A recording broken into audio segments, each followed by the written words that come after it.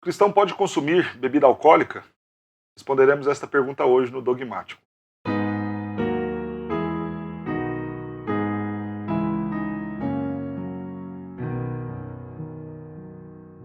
Seria muito desonesto dizer que não. Embora, obviamente, também seria muito mais fácil simplesmente dizer não, está proibido, não faça de jeito nenhum. Que infelizmente é uma linha que muitos preferem seguir. Muitos vão dizer taxativamente, não, de jeito nenhum, você não pode encostar uma gota de álcool na sua boca. O problema é que isso não é honesto com a Escritura. A Bíblia em nenhum momento diz isso. Não é bíblico dizer, então, que alguém que faça uso de bebida alcoólica necessariamente esteja incorrendo em um pecado. E que alguém, por tomar talvez um cálice de vinho, até mesmo na Santa Ceia, estaria pecando. Então é desonesto com a Escritura dizer que não, não dá, é impossível, não faça. Isso significa que a gente pode beber à vontade? Claro que não. Então vamos lá. É muito mais fácil, e esse é o primeiro ponto que eu quero destacar, é muito mais fácil proibir. Mas o problema da proibição é que a própria Escritura vai nos mostrar que o vinho fez parte do dia a dia dos cristãos, inclusive da vida do próprio Senhor Jesus.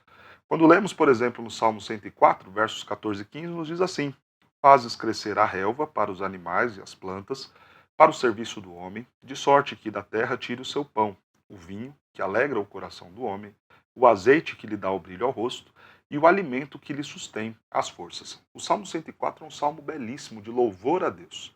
E entre os motivos pelos quais o salmista vai adorar ao Senhor, ele inclui: é o Senhor quem nos dá o vinho, e o vinho que alegra o coração do homem. Veja, é um motivo de louvor e gratidão a Deus pelo vinho, pela bebida alcoólica. Quando lemos, por exemplo, o primeiro milagre de Jesus, foi realizado num casamento, as bodas de Caná, registrado lá no texto de João, capítulo 2, versos de 1 a 12, onde Jesus transforma a água em vinho. Quando nós vemos também a ceia do Senhor, ela era ministrada com vinho.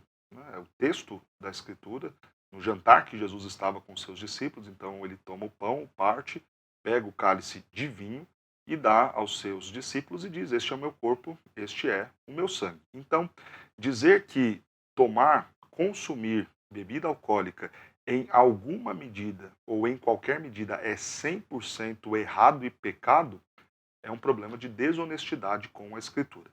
Claro, é mais fácil proibir do que ensinar o jeito certo de fazer. E a minha proposta hoje é ensinar este jeito certo deste consumo. Mas ainda antes, só fazendo uma correção que chega a ser engraçada e cômica, alguns vão dizer assim: não, olha, mas nos dias de Jesus o vinho não embriagava. Então aí a gente tem um problema seríssimo, né? Se o vinho não embriagava, então por que o texto lá de Efésios, por exemplo, vai dizer não vos embriagueis com vinho? Se o vinho nos dias de Jesus não embriagava, imagine então os vinhos no dia de Noé. E Noé ficou embriagado com vinho. Então, irmão, isso é uma forçação de barra dizer que nos dias de Jesus, ou o vinho que Jesus tomou, não embriagava, não era possível de se embriagar. Claro, não estou dizendo aqui em nenhum momento que Jesus ficou embriagado caindo pelos cantos. Claro que não. Eu só estou dizendo que sim, era vinho com teor alcoólico e que era um vinho que era possível de alguém embriagar-se com ele.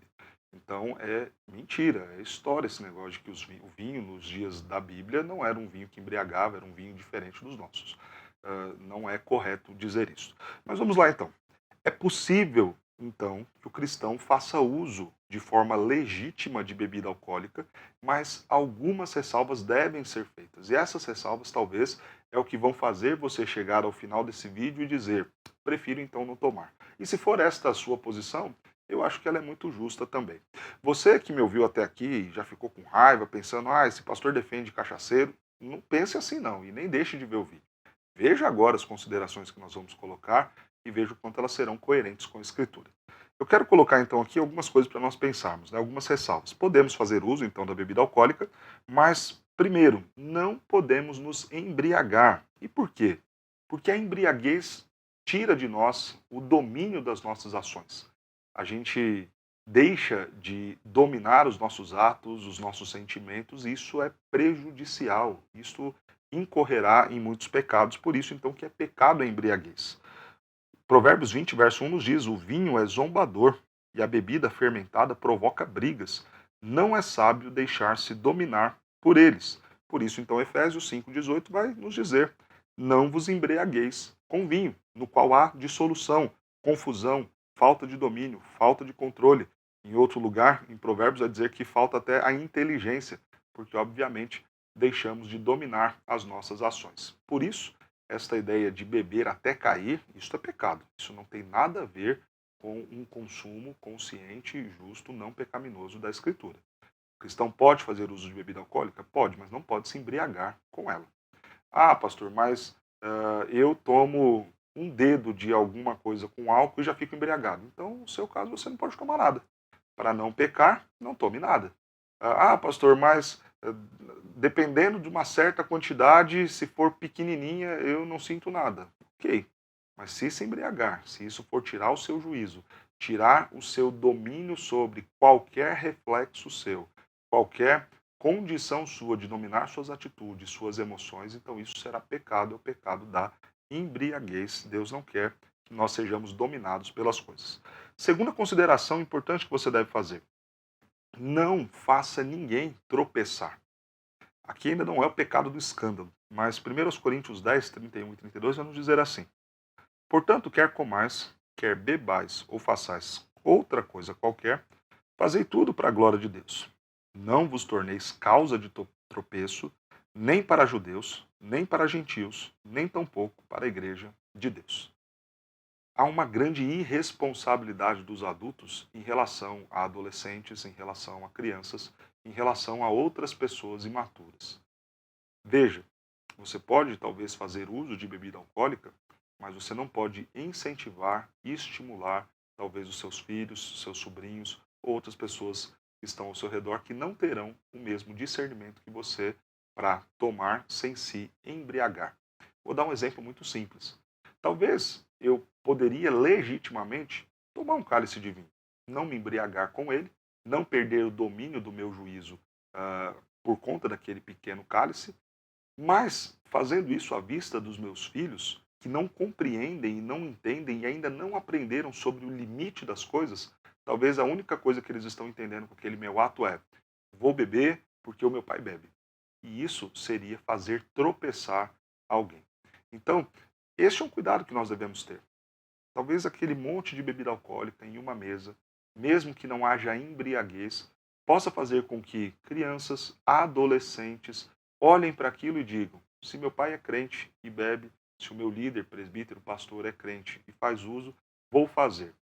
O problema é tomar um cálice, a semelhança talvez do que você esteja fazendo? Não. O problema é que talvez aquela criança, aquele adolescente, vão tomar aquela sua atitude como uma validação para que eles caiam por aí bêbados, à semelhança dos seus outros colegas, dizendo inclusive: se o meu pastor faz, se os meus pais fazem, também eu posso fazer sem nenhum problema. Isso é fazer tropeçar. Tome cuidado. Se for fazer algo assim, se for tomar um cálice diante dos seus filhos, eu não estou dizendo que isso seja proibido, veja se eles têm a condição de aprender a ter o equilíbrio e não se embriagar, tal qual você tem esta condição madura já na sua fé e nas suas atitudes. Terceira coisa que você deve considerar: tenha amor para com seus irmãos que são imaturos. Aqueles que vão dizer: não, de jeito nenhum, a pessoa que tomar um cálice de vinho vai para o inferno, não é crente, essa pessoa é imatura na fé, ela está sendo desonesta com a Escritura. Ela está talvez até sugerindo que nem Cristo era cristão, por conta de que Cristo fez uso de bebida alcoólica, e não tem ainda a maturidade e o discernimento. Mas ainda assim é o nosso irmão em Cristo e nós temos que amá-lo, temos que respeitá-lo e, em alguma medida, não podemos criar confusão por algo tão simples, tão bobo, como a questão de um copo ou um cálice de alguma bebida. O texto de Romanos, capítulo 14, versos 15 e 17, nos diz assim: se por causa de comida o teu irmão se entristece, já não andas segundo o amor fraternal.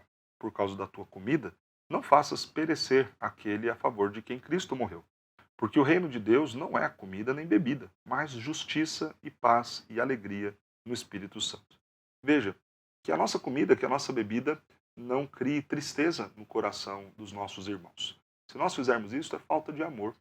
Se eu sei que um irmão meu ainda não tem maturidade para entender, que ainda tem sido talvez desonesto com a interpretação da Escritura sobre o uso da bebida alcoólica, se eu sei que ele vai ficar chateado, ofendido, se eu sei que em alguma medida isso vai entristecer o coração dele, por amor a ele, eu prefiro então não fazer.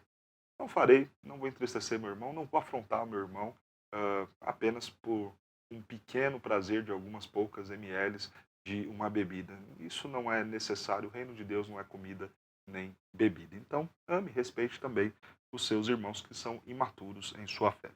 Por fim, uma outra ressalva e consideração que você tem que fazer em relação ao uso de bebida alcoólica. Respeite as leis do seu país. O nosso Estado diz então que há um percentual de bebida alcoólica que você pode consumir e então pegar o volante, por exemplo.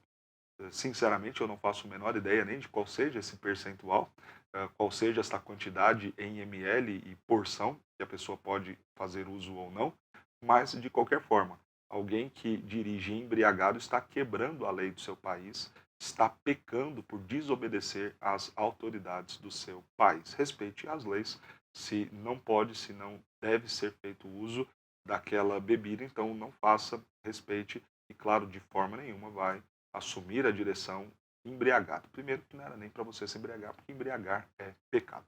Veja, é desonesto dizer então que o cristão não pode consumir bebida alcoólica. Mas isso não significa dizer que nós podemos beber indistintamente e sair tropeçando e caindo por aí. Não. Não podemos nos embriagar, não podemos levar crianças, adolescentes, pessoas imaturas ao tropeço, ao adquirirem hábitos e vícios que são pecaminosos. Nós não podemos ser os estimuladores disso, não podemos deixar de demonstrar amor para com os nossos irmãos e não podemos quebrar as leis do nosso país. E claro, quando a gente pensa em embriaguez e ser dominado, jamais podemos ser viciados em qualquer tipo de bebida ou em qualquer tipo de coisa, porque seremos dominados pelas coisas e não o contrário. Deus nos fez para dominar a criação, termos nós domínio sobre a criação e não a criação em nenhum aspecto nos dominar. A gente está chegando aí num período de festa, vem aí Natal, Ano Novo, as festas da empresa, tenha uma consciência sobre isso.